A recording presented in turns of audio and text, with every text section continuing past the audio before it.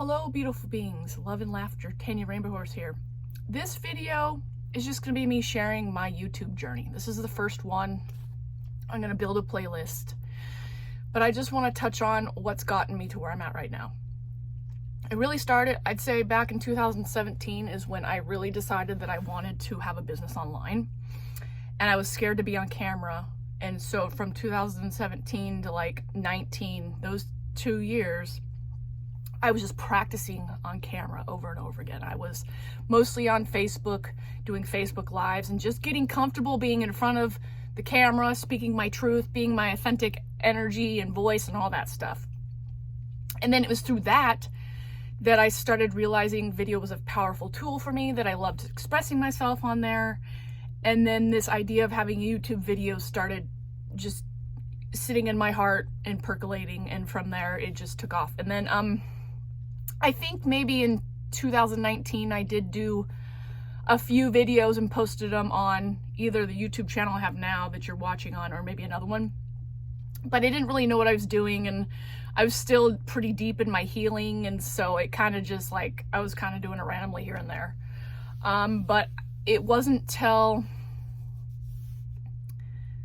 June of 2024 is when I really started stepping into owning this idea of doing a YouTube channel. I joined a course. It's called Full-Time Purpose by Aaron Dowdy and Victor Ordo. I hope I said their last names right. Anyways, it started with that course because I got around like-minded people and other people who were starting YouTube channels or were already in there doing their YouTube channels. And then there's some people on Instagram, Facebook, all other platforms. The point is, I had a support system to go and talk about my journey of getting content out on YouTube. And, you know, in the course, they share things on their YouTube journey that I use to help me on mine. But basically having that community to connect with while I moved through it made all the difference for me. So I got that course at the end of June of 2024. And I'd say probably around October is when I started getting myself to do videos. Because I was in the early stages of the course for a little bit, and quite frankly, I was scared. Which was funny because I spent so much time already doing videos and stuff, but you know, it's the point of getting out and being seen, I think really was where I was being held back. So about October, I started feeling like, you know, feeling this desire to start getting my videos out there. And I was hesitant. I had that fear loop going on. I was a little stuck.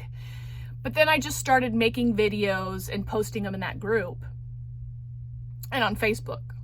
So I was getting a consistent routine and I knew it was coming. I knew I was building up to getting my videos on YouTube and start doing that. And so eventually, end of October or early November is really when I just finally decided I was going to dive in. And I found my flow and my process of how I could put videos up in a timely manner and stay consistent. And so my goal was, and still is to make one video a day for a whole year. And I started that, I believe, November 14th or 15th of 2024. And now today is January 8th of 2025. So I still got a ways to go. But once you get the momentum, it's easy to keep going.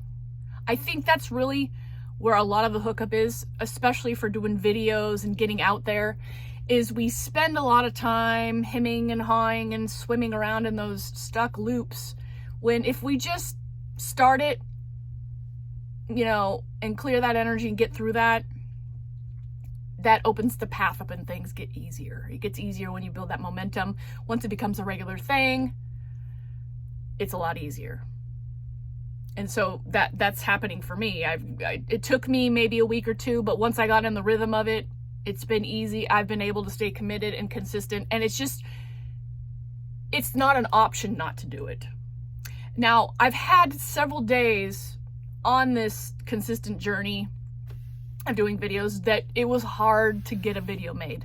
Like when you're going through density, you're going through anger, You know, if you're sad, scared, whatever, when you're in that heavy energy and it's like, how am I supposed to be present for somebody when I'm emotionally a wreck?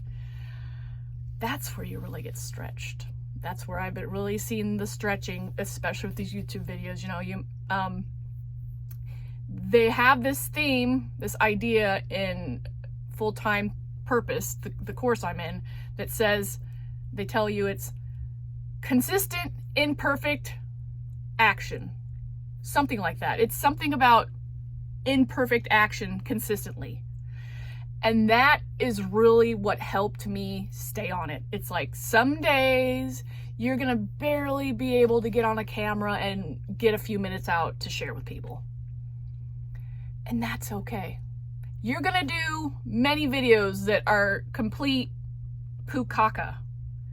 But through those ones, you're gonna have a lot of good ones too.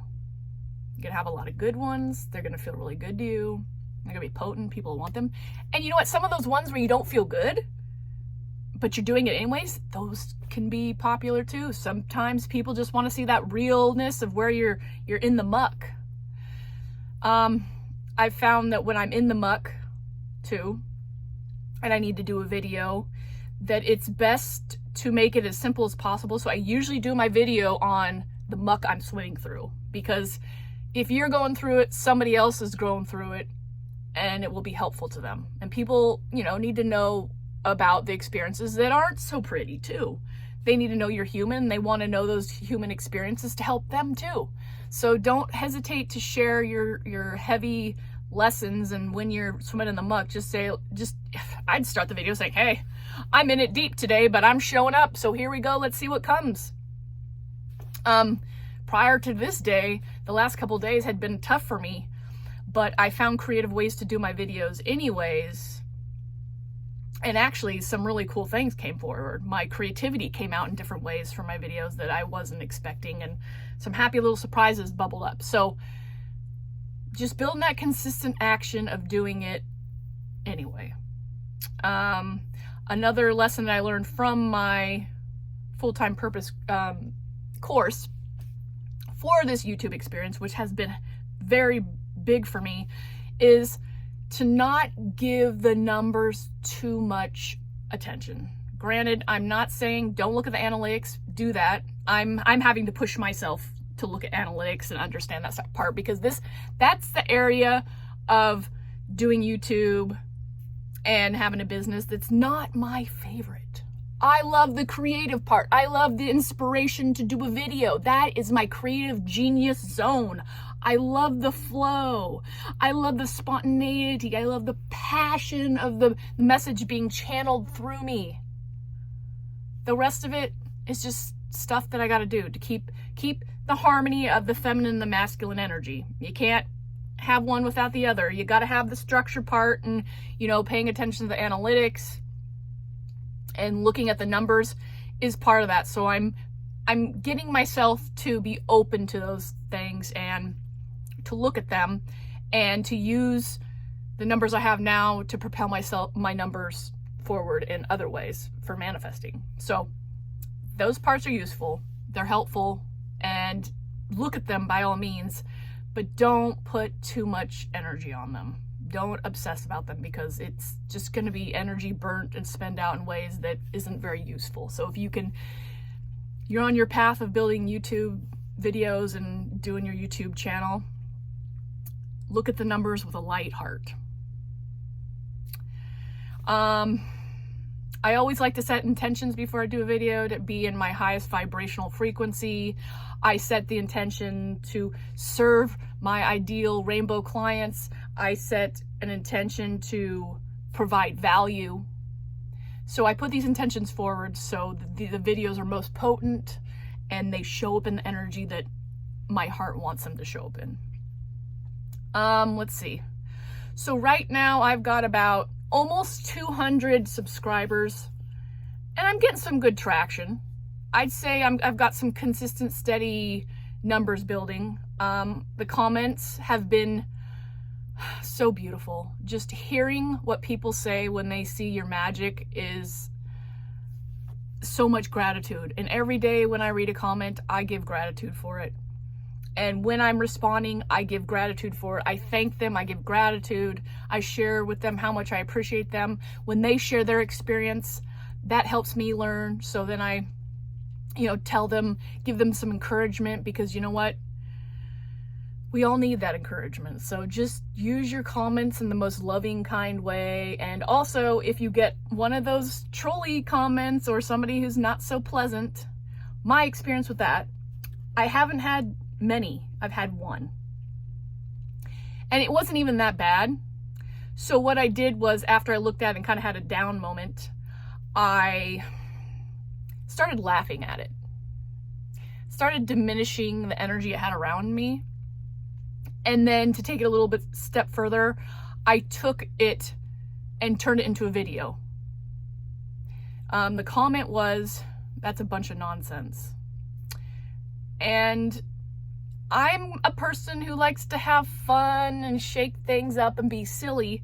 And so I took the word nonsense and I rolled with it and I did a video and I had a blast. So that was a great way to alchemize a comment that could have potentially been more of a downer for me, but I turned it into something positive. Did I comment on it? No. I think for the most part, when a comment like that comes up, I'm not going to comment on it. I'm just going to let it sit there. I'm going to stifle it of any attention after, I've worked through it, obviously, if I need to work through anything around it. And that's just what I found energetically is the best thing for me, because I don't want to give it any more attention than I already have. And by not commenting, it's not getting any more of my attention than it already has. Let's see. Videos. Do I have any? My equipment is pretty standard. I've got a ring light on a stand for the regular white light here. And then I've got a ring light here on the side of me that projects the color off onto the side.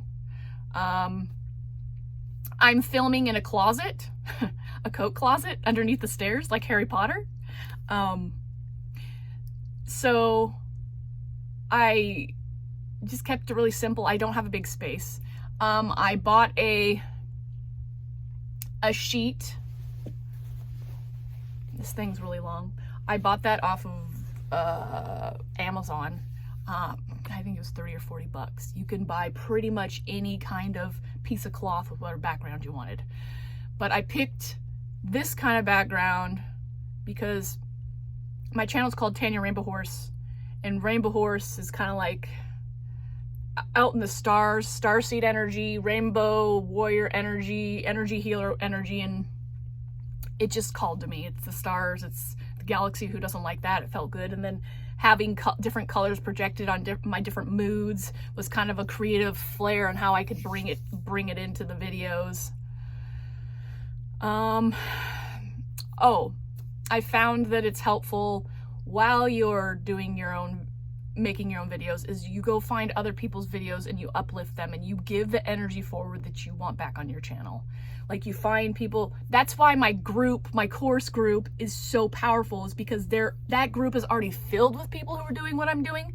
So I can find them in that group because they're posting their videos and sharing their content, and I can find a video that resonates with me. I'll be like, I'll watch it and I'll just feel lit up about it and just so excited, and then I'll subscribe to their channel and I'll leave them comments.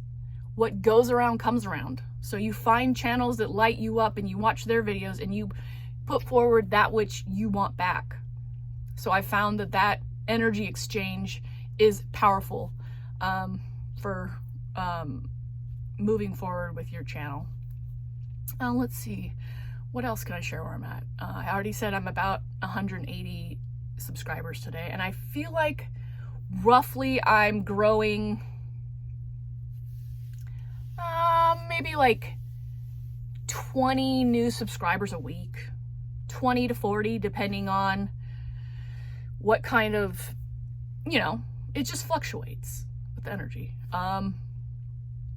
And I'd say I get consistent comments too. I'm getting between 3 to 20 a week. When you find a video that you find that has a lot of likes and comments and the energy around people seeing it is strong, tap into that video and see if you can branch off from it.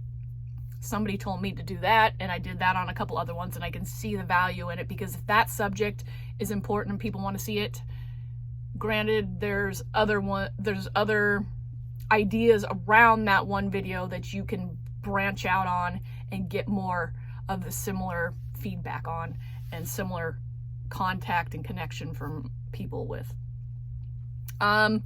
Also, when I set my intentions before I do a video, I thank Great Spirit for helping me make viral videos. And I'm not quite sure what that means really in the analytical part, but I know that I'm going to be seeing that as I've been looking at other people's YouTube videos on how to have a YouTube channel. I'm starting to find tips and tricks around what kind of things that you can put in a video that will help it make it be viral. But so play around with that idea. Every day, probably twice a day at least, I do a prayer for my channel and I call in what I want. I say, Great Spirit, thank you so much for my YouTube channel. It's full of flourishing spiritual people. It's full of my soul tribe people.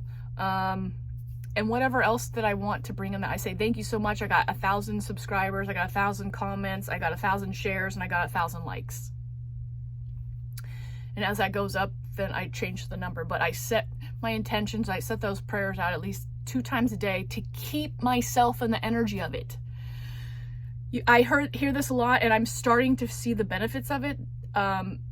For your channel to really take off, you have to assume the identity of being a YouTuber, being an influencer, and feeling into being a person whose videos are being seen, who are being commented on. And before, I'd say probably a couple months ago when I first started doing this, I did not really understand this whole idea of identity around having a channel or anything that I want to manifest. But now that I've gotten in the energy of it, I get it. So I would suggest you play around with the idea of being a YouTuber. What does that mean? It means, what would a YouTuber do? A YouTuber would be watching YouTube videos to learn about YouTube. A YouTuber would be taking the advice in the videos and finding the ones that they like the most and applying it to their videos. I've had to play with hooks. And then I've had to learn how to, put calls to action in my videos. I've had to learn to do thumbnails. And so, I've been playing with those, and I bring more of those in my video.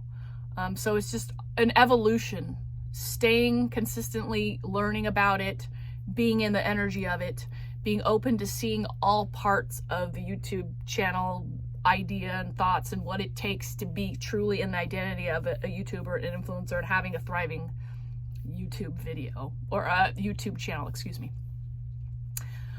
I think that's all I got for right now, but I'm definitely going to make a playlist here, and I'll add more videos as I go along. But thank you so much for showing up to receive the message. Love and laughter. Until the next video.